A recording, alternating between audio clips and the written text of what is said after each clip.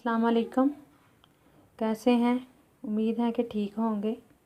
आज हम बेसन की रोटी बनाना सिखाएंगे आपको।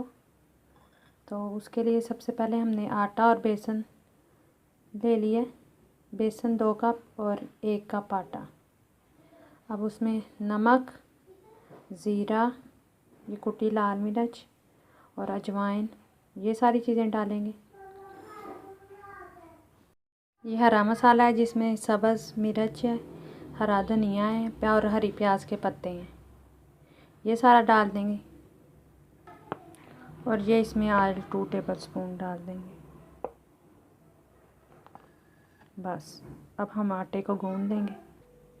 ये देखें, ये ऐसा गूंदना है और इसको 2 घंटे के लिए छोड़ देना।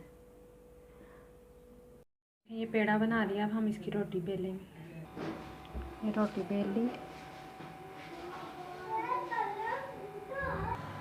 ये देखें, घी लगा रही है।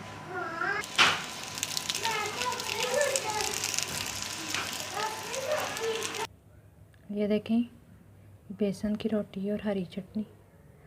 आप इसको चाय के कप के साथ भी ले सकते हैं।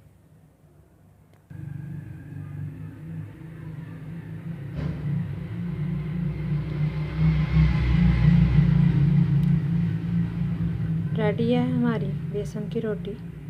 आप भी बनाइएगा और मुझे अपना फीडबैक दीजिएगा।